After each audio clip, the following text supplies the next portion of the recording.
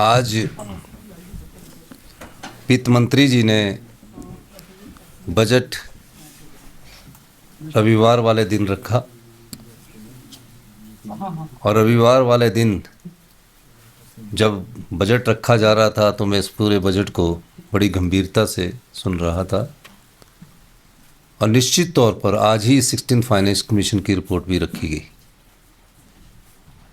हिमाचल के इतिहास में ये आज एक काला दिन है। ये बात मैं इसलिए कह रहा हूँ कि प्रदेश जब बने था, छोटे राज्य और पहाड़ी राज्यों को रेवेन्यू की दृष्टि से नहीं आंका गया था और रेवेन्यू की दृष्टि से नहीं आंकने के बावजूद 1952 से लेकर हमें ग्रांट मिलती रही, आरडीजी के रूप में ग्रांट मिलती रही। और आरडीजी के रूप में जब ग्रांट मिलती रही तो प्रदेश में जो कभी भी रेवेन्यू सरप्लस स्टेट नहीं हो सकते थे, उनको ग्रांट के रूप में जो डेफिसिट होता था उसके रूप में रेवेन्यू डेफिसिट ग्रांट दी जाती थी। संविधान के अनुच्छेद 275(1) में केंद्र सरकार में राज्यों को state specific revenue deficit grant दी जाती है। 1952 से लेकर 15वें फाइनेंस कमीशन तक ये रेवेन्यू डेफिसिट ग्रांट प्रदेश को मिलती रही। तकरीबन 70 साल से ये रेवेन्यू डेफिसिट ग्रांट प्रदेश को मिलती रही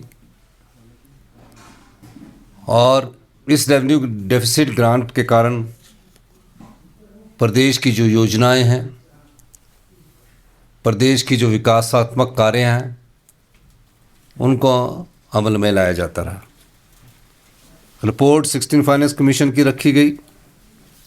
हमें आशा थी, तकरीबन 4 बार में फाइनेंस कमीशन को मिला और इतनी ही बार में वित्त मंत्रालय में वित्त मंत्री जी से भी मिला।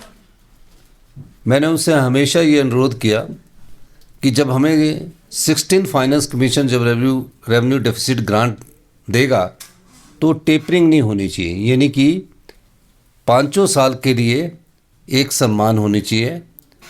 और आप जानते हैं कि जो 15th फाइनेंस कमीशन ने रेवेन्यू डेफिसिट ग्रांट दी उसमें टेपरिंग हुई। टेपरिंग का कहने का मकसद मेरा ये है कि पहले वर्ष जैसे 11,000 करोड़ मिल गया, दूसरे वर्ष 10,000 करोड़ मिल गया, तीसरे वर्ष और 10,000 करोड़ मिल गया, चौथे वर्ष 8,000 करोड़ मिल गया और 5वें वर्ष आज इस वर्ष जो 25-26 का वित्तीय वर्ष चल रहा उसमें 3200 करोड़ रुपये मिल गया।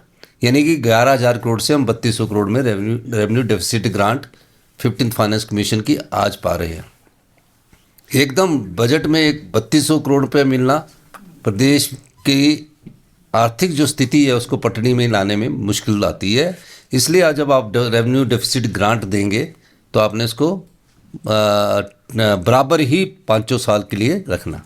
15th फाइनेंस कमीशन जब था और जब तक 15 फाइनेंस कमीशन की रिपोर्ट नहीं आई थी, प्रदेश में 15th फाइनेंस कमीशन ने जो आरडीजी दी थी इंटरिम रिपोर्ट के रूप में, जो कि 2020-21 में इंटरिम रिपोर्ट सबमिट की गई। जयराम ठाकुर जी की सरकार थी, भारतीय जनता पार्टी की सरकार थी।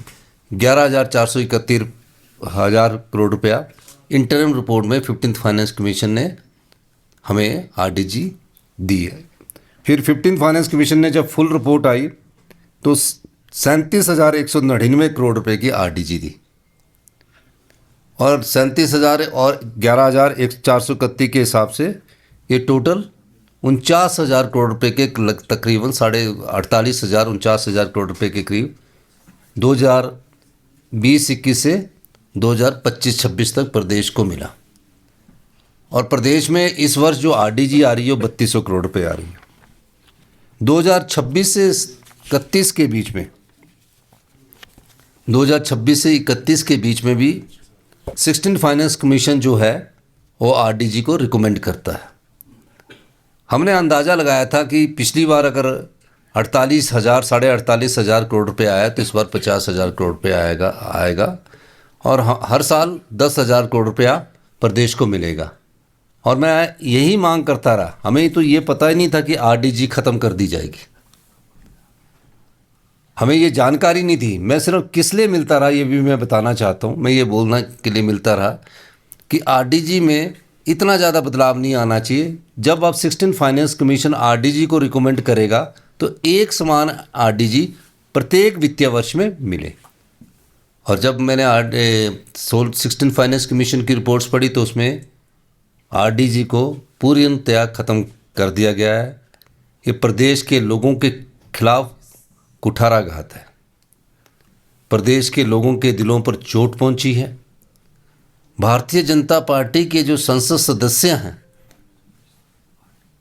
वो ये सोचते हैं कि जो सत्ता में बैठे लोग हैं, जो सत्ता में बैठी सरकार है, उसी का सिर्फ दायित्व बनता है।